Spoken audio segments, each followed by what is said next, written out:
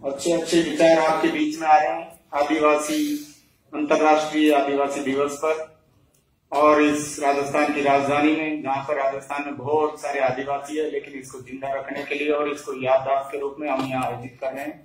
और आप माननीय गंगा साहब जी, जय न्यूज।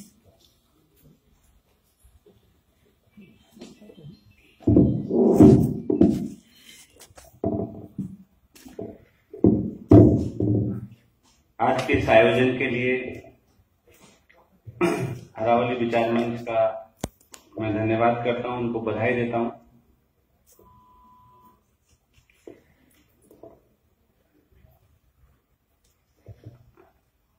आप देख रहे हैं कि पिछले 5-7 साल में एक बड़ा बदलाव राजस्थान के आदिवासियों के अंदर दिखाई पड़ रहा है। सरस्वती की जगह बिरसा की तस्वीर आ गई। जो लोग खुद को आदिवासी कहने से बचते थे, अब गर्व से आदिवासी कहते हैं। तो हम सब लोगों के लिए उत्साह का, खुशी का उत्सव मनाने का मौका है। लेकिन साथ में कुछ चुनौतियां भी हैं। मुझे विषय दिया गया आदिवासी अस्मिता और अस्तित्व का संघर्ष। सोमापत जी ने बहुत दिलचस्प व्याख्यान दिया और उनकी जो एक मुख्य चिंता थी कि देश के आदिवासियों को कैसे हम एकजुट करें। जो अस्मिता का सवाल है, अस्मिता मतलब क्या? कुछ लोग अखबारों में शब्द लगातार पढ़ते होंगे, चर्चाओं में सुनते होंगे, लेकिन इस पर आप विचार करें कि अस्मिता मतलब क्या? अस्मिता मतलब पहचान, आपकी आइडेंटिटी। आइडेंटिटी किस चीज से बनती है? आपकी विशिष्टता से। अगर मैं कहूं कि ये फला आदमी की पहचान क्या है, तो आप बताएंगे कि थोड़ा लंबा है, मूंछ रखता है, या धोती पहनता है, या इस तरह का व्यवहार है। तो आदिवासियों की परिभाषा के अंदर उनको जो चीजें विशिष्ट बनाती है, उन्हीं से उनका अस्तित्व भी निर्धारित होता है। जो पहले प्रेजेंटेशन दिया गया उसमें ये बात कही गई कि यूनाइटेड नेशंस आदिवासियों को कैसे रेखांकित करता है। इसका एक लंबा इतिहास है कि आदिवासियों को कैसे चिन्हित किया गया। एक मार्टिन कोबो नाम के सज्जन थे, जिनको यूनाइटेड नेशंस की वर्किंग कमेटी ने जिम्मेदारी दी कि आप आदिवासियों की परिभाषा निर्धारित करिए। उन्होंने काम चलाऊ परिभाषा दी और कहा कि किसी भी एक जीवंत समुदाय को परिभाषाओं में बांधना उसके साथ जाती है।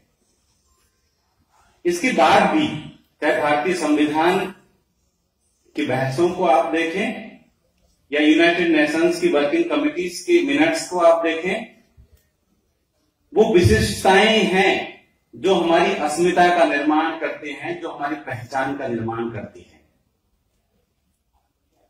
सवाल उठता है उस पर खतरा क्या है, उसके लिए संघर्ष क्या है? खतरा यह है कि हम अपनी विशिष्टताओं के प्रति एक हीनता बोध से ग्रस्त हैं। हम उस भाषा में बोलना चाहते हैं जो बाहरी समाज हमसे अपेक्षा करता है। हम उनके मूल्यों में जीना चाहते हैं। हमें अपनी परंपरा, संस्कृति, उसके प्रति एक प्रकार का हीनता बोध है। जब ये विशिष्टता खत्म हो जाएगी, जैसा आपने देखा कि गुर्जर आंदोलन के दौरान क्या हुआ, ये कहा कि हमारे जैसे तो हैं, हमारे जैसा ही तो इनका जीवन है, ऐसे रीति रिवाज और परंपराएं हैं। ये विशिष्टता जो आपको अलग करती है, उसमें ठीक है आप एक आलोचनात्मक विवेक का सहारा लीजिए कि हर बात जो चली आ रही है ठीक बात है, उसको सही नहीं माना जा सकता, उसका मूल्यांकन करना चाहिए। लेकिन उनमें से जो सही बातें हैं, अच्छी बातें हैं, जो हमको अलग बनाती है, उनके प्रति एक सम्मान भाव हमारे मन में हो, ना कि हीनता भाव। ये इसलिए भी जरूरी है कि आज जब आदिवासियों पे हमले हो रहे हैं, हमले मतलब मैं अभी अस्मिता के संदर्भ में सिर्फ बात कर रहा हूं, बड़े बड़े एंथ्रोपोलॉजिस्ट या हिस्टोरियन या सोशियोलॉजिस्ट क्या कहते हैं, आदिवासी कोई एक रूप समाज नहीं है।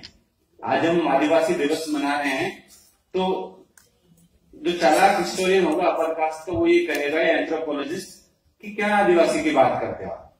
आदिवासी कोई एक समुदाय नहीं है। इसमें तो जैसा प्रेजेंटेशन में कहा गया 5000 समुदाय है, सबकी अलग अलग भाषा, 7000 भाषाएं बताई गई, सबकी अलग भाषा है, अलग संस्कृति। आप कौन से आदिवासी की बात करते हैं? ठीक बात है, हम कोई एक रूप समाज नहीं है, लेकिन हमारे मूलभूत मूल्य और मान्यताएं, रीति रिवाज और परंपराएं, प्रकृति के साथ हमारा रिश्ता हमको एकजुट करता है पूरी दुनिया के आदिवासियों को। आप दुनिया के आदिवासियों के इतिहास में जाकर देखिए, जो नहीं लिखा गया है वो आपको ढूंढना पड़ेगा। वो हमारी पुरखा परंपराओं में है, मौखिक परंपराओं में, बाबा नाना से, आप दादा से सुन सकते हैं कुछ चीजें संकलित की गई है।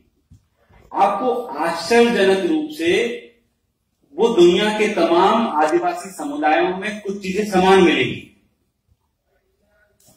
प्रकृति के प्रति जो कृतज्ञता का भाव है, प्रकृति के प्रति जो दोस्ताना माहौल है, वो जैसे एक विशेषता है। पूरी दुनिया के आदिवासियों के पुराने लिटरेचर में आप चले जाइए, वो आपको समान रूप से उपलब्ध मिलेगी।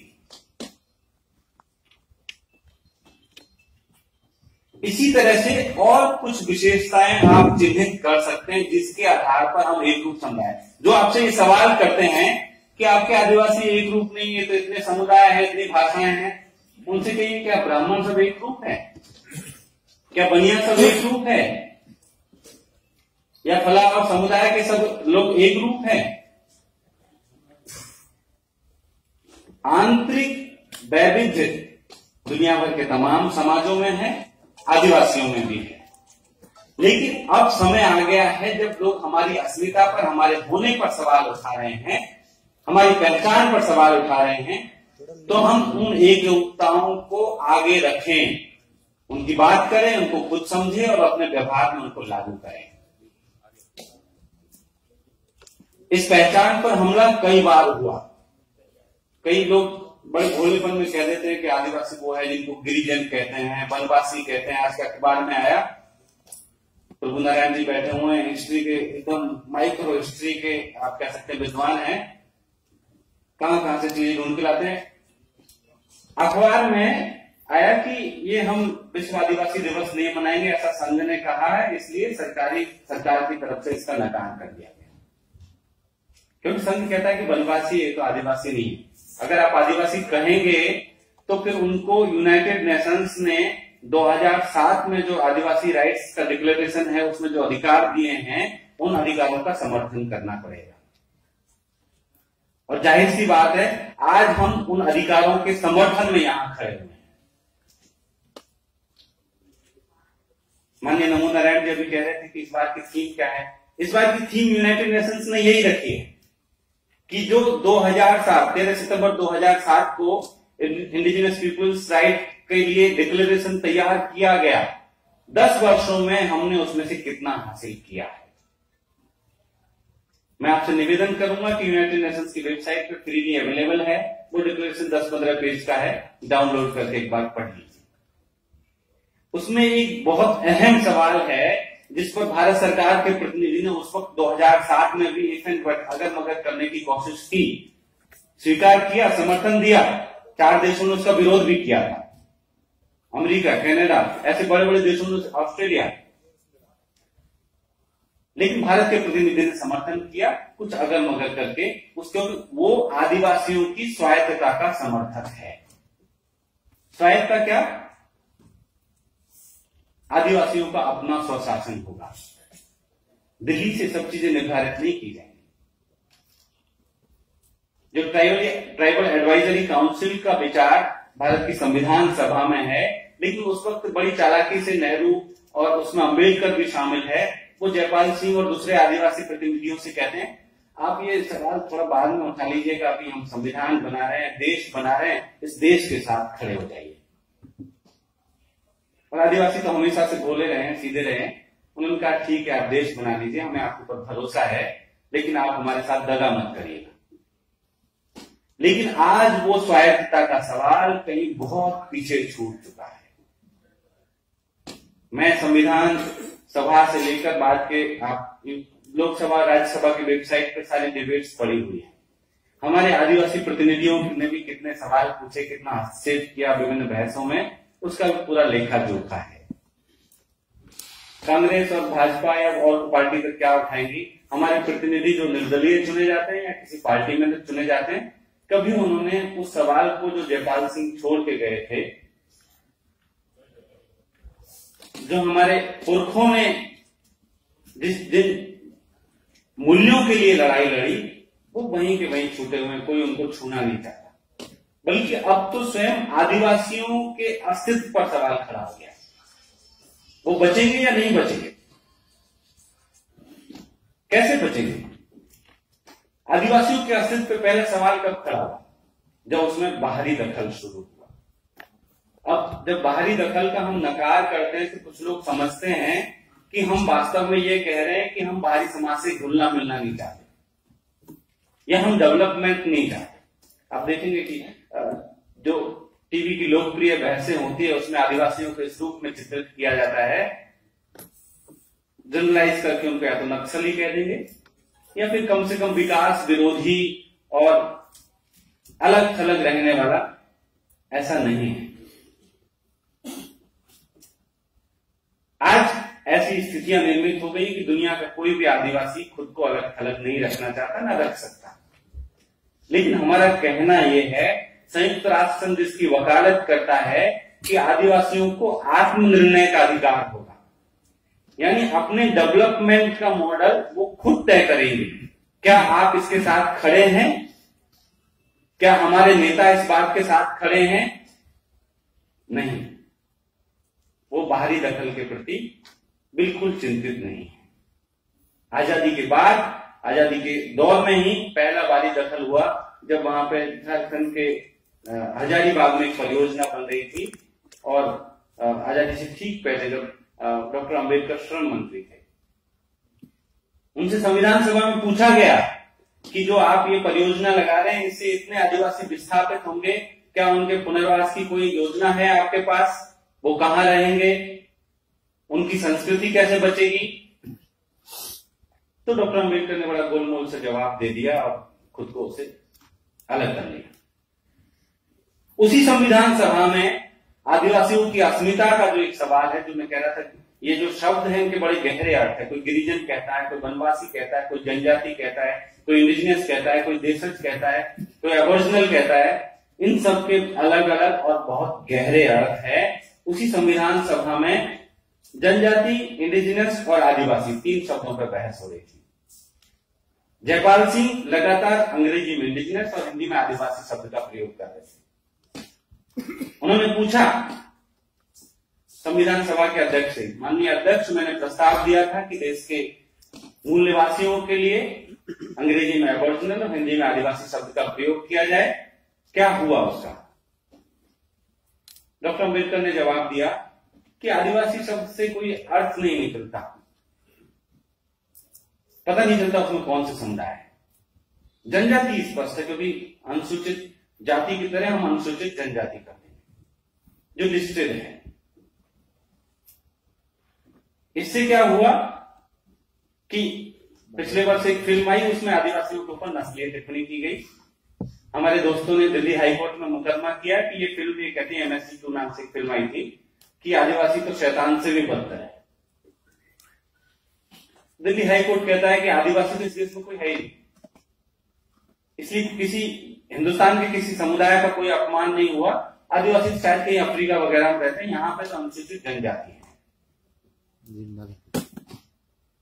इस तरह से लगातार अलग अलग मंचों पर आदिवासियों के होने से भी नकारा जाता है और हम सब लोग मूक दर्शक बन करके देखते हैं। जो दखल, जो नेहरू जिनको आधुनिक भारत का मंदिर कहते थे, उद्योग धंधे, निश्चित तौर पर विकास होना चाहिए। कल हमने जेएनयू में पद्मश्री डॉक्टर रामदयाल मुंडा के जीवन पर भरी फिल्म दिखाई, नाची से बांची फिल्म का नाम है। फिल्म में रामदयाल मुंडा कहते हैं, आप में से कुछ लोग रामदयाल मुंडा को जरूर जानते होंगे, सीनियर लोग हैं, राज्यसभा के सदस्य भी रहे, रांची यूनिवर्सिटी के वाइस चांसलर भी रहे, अमेरिका से पढ़े, वहां पर काफी दिन तक पढ़ाया। 2-3 मिनट में खत्म करता हूं। वो कहते हैं कि ठीक है, आप डेवलपमेंट करो, हम विकास विरोधी नहीं है, लेकिन आप जो सड़कें बना रहे हो किसके लिए बना रहे हो? हम नहीं चल सकते क्या उस पर? आप झारखंड जाइए, झारखंड में आपको चमचमाती सड़कें देखी जाएंगी, लेकिन पब्लिक ट्रांसपोर्ट की कोई बस नहीं है। जैसे आपके यहाँ क्या राजस्थान पथ परिवहन निगम की बस चलती है, ऐसे झारखंड परिवहन निगम की कोई बस नहीं। वो सड़कें आदिवासियों के लिए नहीं बनाई गई, वो सड़कें टाटा का ट्रक चलने के लिए, अमीरों की गाड़ियां चलाने के लिए बनाई गई। जो बांध बनाए जा रहे हैं बिजली बनाने के लिए, वो बांध मैं आपको लग रहा होगा कि बढ़ चढ़ करके हवाई बातें, आप ISSO का डाटा देख लीजिए या कोई भी ऑथेंटिक डाटा जिसको आप मानते, गवर्नमेंट ऑफ इंडिया के प्लानिंग कमीशन की वेबसाइट पे चले जाइए या और तमाम जगहों पे आपको डाटा भरपूर मिल जाएगा। इकोनॉमिक्स के किसी भी थीसिस को देख लीजिए, जितने भी बांध बनाए जाते हैं उनमें से 70 से 80% विस्थापित होते हैं आदिवासी। बांध से क्या बनता है? बिजली बनती है। बिजली किसको दी जाती है? उद्योग धंधों को, शहर के लोगों को। आदिवासी गांव में बिजली नहीं आती। और जो परियोजना 1947 में शुरू हुई थी, कल वो बता रहे थे उस फिल्म के डायरेक्टर, जो वो परियोजना 1947 में शुरू हुई थी, इसमें 9000 लोग ऑफिशियली विस्थापित हुए। उन 9000 में से 5000 को घर दिया गया, लेकिन 5000 में से रियल से 500 है जो वहां से विस्थापित हुए। 4500 दूसरे फर्जी लोग आकर के उसकी जगह पर घुस गए, क्योंकि आदिवासियों के पास जमीन के पट्टे नहीं, वो तो सामूहिकता में विश्वास करते हैं। इसलिए कहना चाहूंगा दोस्तों, आज देश के आदिवासी एक तरफ अपनी पहचान के संकट से जूझ रहे हैं, उनको आदिवासी होने से ही नकारा जा रहा है, दूसरी तरफ उनका अस्तित्व भी खतरे में है। वो अपने जमीन से, जंगल से, नदी पहाड़ों से बेदखल किए जा रहे हैं और शहरों में उनके लिए कोई जगह नहीं। शहरों में वो दिहाड़ी मजदूर हो सकते हैं, घरों में काम करने वाले हो सकते हैं, जिनके साथ में हम सब लोग भी जो शामिल है, जो हम आदिवासी क्लेम करते हैं अपने आप को, हम भी लगभग वही व्यवहार करते हैं जो दूसरी जाति समुदाय के लोग व्यवहार करते हैं। इसलिए ऐसे समय में खासतौर पे मुझे लगता है हमारे समुदाय को, आखिरी बात कहूंगा ये कि हम मानते हैं कि हम थोड़ा आगे बढ़ गए, हमको कोशिश करनी चाहिए कि हमें बड़े भाई की भूमिका निभाते हुए सबको साथ में लेना चाहिए, ताकि विश्वास का रिश्ता डेवलप हो सके। एक तरह का अविश्वास आदिवासियों के बीच में अभी फैला हुआ है, हम साथ में लें सबको और उनकी लड़ाइयों में भी साथ खड़े हों। हम क्या करते हैं कि रिजर्वेशन का मुद्दा आता है वहां तक लड़ते हैं, लेकिन और कोई मसला, सोनी सोनी के मसले पे कितने लोग खड़े होते हैं। अभी 2 दिन पहले CRPF के जवानों ने वहां की आदिवासी लड़कियों से छात्रावास में जाकर छेड़खानी की। हमने कितनों लोगों ने ये सवाल उठाया, कितने लोगों ने ज्ञापन दिया है सरकार। रक्षाबंधन पर राखी बांधने के बहाने उनके साथ छेड़खानी करते थे। आज वो 2 लोग अरेस्ट हुए, लेकिन उसमें हमारी तरफ से कोई पहल नहीं। ऐसी तमाम घटनाएं देश भर में घट रही है जिसमें हम खामोश बैठे रहते हैं। हम उनके सवालों पर उनके साथ खड़े होंगे तो उनके मन में विश्वास पैदा होगा और तभी हम एक आदिवासी सपनों का भारत बना सकते हैं। धन्यवाद।